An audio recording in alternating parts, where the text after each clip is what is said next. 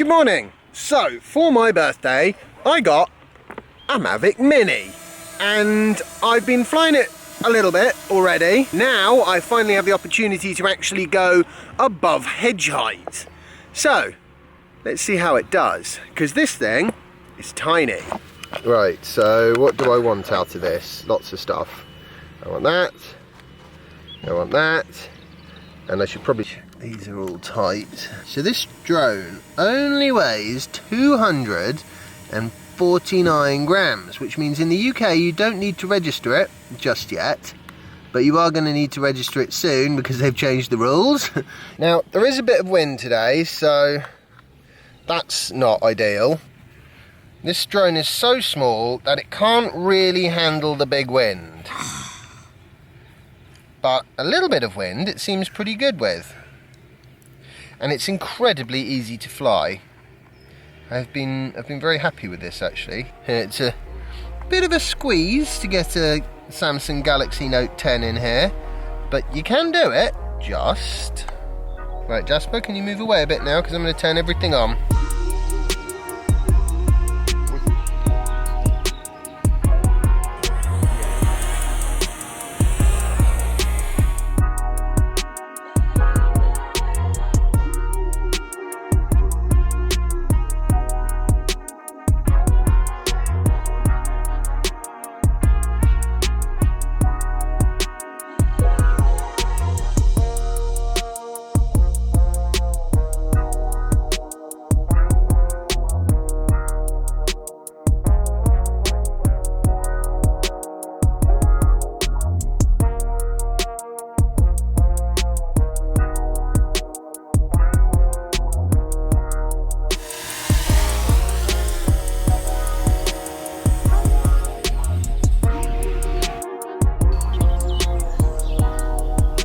I'm not gonna lie, that was incredible. What an awesome piece of kit. Does take a little while to get it out and put it away though. What's amazing is I've got everything I need to fly, apart from the phone, plus 3 batteries and charging cable, and it all just fits neatly into this. And because the drone is so light, this is so light. Pop it away in my bag. You get a lot of drone for your money, there's no question about that. However, there are some things you don't get.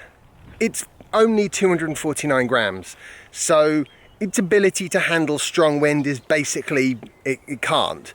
Moderate wind, you take a risk, but if you're a decent pilot and you know what you're doing, you'd probably be okay. But anything more than moderate wind, I really wouldn't, not with a Mavic Mini. Get a Mavic Pro, or even a Mavic Air, just something with more weight, and it will handle the wind better. Because the motors aren't that powerful. They can't be, because they did everything they could to keep the weight as far down as humanly possible. So it doesn't have that. On the theme of cutting things out, it also doesn't have obstacle avoidance sensors. Those are vents. Now for me, that's a good thing, because I hate obstacle avoidance sensors. They're occasionally useful for giving you a heads up that something is there that you might not have realised was so close. But other than that, they're just a real faff because they stop you from being able to get the shots you want. It goes beep, beep, beep, beep. It does, however, have downward facing obstacle avoidance, so it can sort of enhance its hover stability when close to the ground, and that does make a big difference. Another thing to note about this drone is that it is a enhanced Wi-Fi controlled drone and not an OcuSync controlled drone, or Lightbridge or OcuSync 2 or any of that sort of stuff. So if you go too far away, you are going to lose a little bit of signal. You might lose the picture on your phone, for example. Shouldn't really make too much difference because you're not supposed to go more than 500 meters away, or when it's out of sight. Well, with this tiny little drone, I would suggest that's probably quite a bit before 500 meters anyway. And if you're in the US, you do get a slightly stronger version of enhanced Wi-Fi because the regulations are slightly different over there. What else are we missing? We're also missing active track, which is quite a big one, but you do have quick shots, so you can do some more creative stuff like that. However, I personally think the best way to achieve results with a drone is to fly it yourself. Call me old-fashioned like that. I think that's part of the fun, quite honestly. As a video maker or as a hobbyist or whatever it is, whatever reason you're doing it for, I just think it's better if you fly it yourself.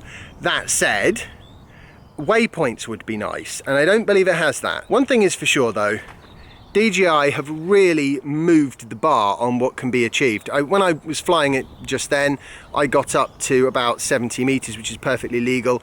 I could barely see it. If I didn't know what I was looking for, there's no way I would find it. And you couldn't hear it at all, which is basically why I wanted that drone, because drones get a bit of a bad rap. And one of the reasons for that is that annoying droning noise. If you don't know it's there, then for the most part you're not going to care. Plus, if you don't know it's there, it's so far away it's not going to be seeing things it shouldn't see. It's not looking through a window or something, is it? No, the window is like a couple of pixels wide. So privacy is not the same kind of concern. And you can get some amazing shots with this little thing if you are reasonably careful with when and where you fly it. Now, of course, even though it's under 249 grams, which means you don't have to register it yet in the UK, you do still have to abide by all the normal drone regulations, like the height limits, the distance away from people and stuff like that.